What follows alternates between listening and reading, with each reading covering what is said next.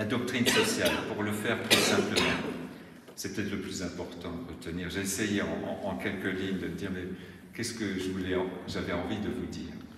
C'est que la doctrine sociale s'appuie d'abord sur le don de la charité. C'est le moteur. C'est le don par excellence que Dieu nous donne, est versé dans nos cœurs à notre baptême, et elle nous donne accès à la vie en Dieu, qui est vie d'amour. C'est quelque chose d'important. La doctrine sociale est une émanation de ce don de la charité. Et il nous donne des règles, il donne des repères pour vivre cet engagement dans le monde. Elle vient soutenir la diaconie. C'est une des 3 missions fondamentales de l'Église que doit vivre chaque baptisé, mais qui est aussi vécue dans des structures ecclésiales. Donc c'est une des missions essentielles à côté de l'annonce et de la prière. Les repères de cette doctrine sociale, surtout formalisée depuis Léon XIII, j'y vois 5 points, peut-être un peu nuancés. Le respect de la vie et de la création, la dignité de la personne humaine, le lien justice et charité, le bien commun, matériel et spirituel, et la subsidiarité.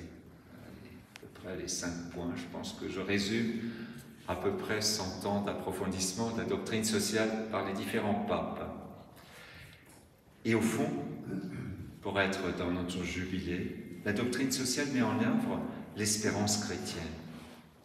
Parce que, au fond, notre engagement dans la société, au nom de la charité, ouvre la société, ouvre des perspectives, pas simplement terrestres, mais sur le projet de Dieu qui veut nous voir entrer dans la grande famille de Dieu autour de lui, de ceux qui sont déjà auprès de lui.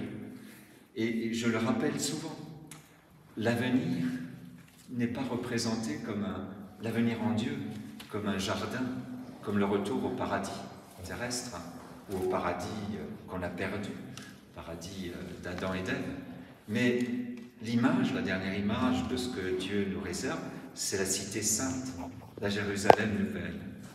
Et donc ça veut dire que c'est un lieu, bien sûr qu'il y a aussi la dimension du jardin, de la création, mais la cité indique qui descend du ciel, indique que le don de la vie éternelle que Dieu veut offrir à l'humanité est un lieu et est une réalité où notre main a déjà une part, qui est déjà quelque chose de notre engagement qui est transfiguré, que Dieu nous donne en fait.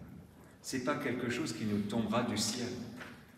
Il y a déjà une part de nous-mêmes. Sinon, il aurait parlé, on aurait eu comme dernière image uniquement un jardin. Mais il y a aussi la cité. C'est-à-dire que nous y avons à apporter notre pierre. Dieu va purifier, transfigurer ce que nous avons cherché à bâtir sur cette terre, par notre travail, et accompli, notamment dans cet esprit de charité. C'est ça aussi. Et c'est une bonne nouvelle. C'est-à-dire, il n'y aura pas une destruction de ce que nous aurons bâti comme œuvre de charité. Elle sera purifiée, transfigurée par le Seigneur pour nous la donner au bout de cette histoire de l'humanité. Je vis la cité sainte, la Jérusalem descendre du ciel d'auprès de Dieu. Je termine par la belle prière que le pape François nous a laissée dans sa dernière encyclique sociale, Fratelli Tutti, en 2020.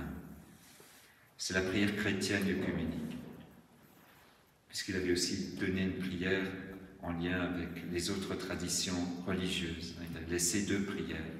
La dernière, c'est la prière chrétienne œcuménique. Notre Dieu, Trinité d'amour, par la force communautaire de ton intimité divine, fais couler en nous le fleuve de l'amour fraternel. Donne-nous cet amour qui se reflétait dans les gestes de Jésus, dans sa famille de Nazareth et dans la première communauté chrétienne. Accorde aux chrétiens que nous sommes de vivre l'Évangile et de pouvoir découvrir le Christ en tout être humain, pour le voir crucifié dans les angoisses des abandonnés et des oubliés de ce monde, et ressuscité en tout frère qui se relève. Viens, Esprit Saint, montre-nous ta beauté, reflétée en tous les peuples de la terre, pour découvrir qu'ils sont tous importants et que tous sont nécessaires, qu'ils sont des visages différents de la même humanité que tu aimes. Amen.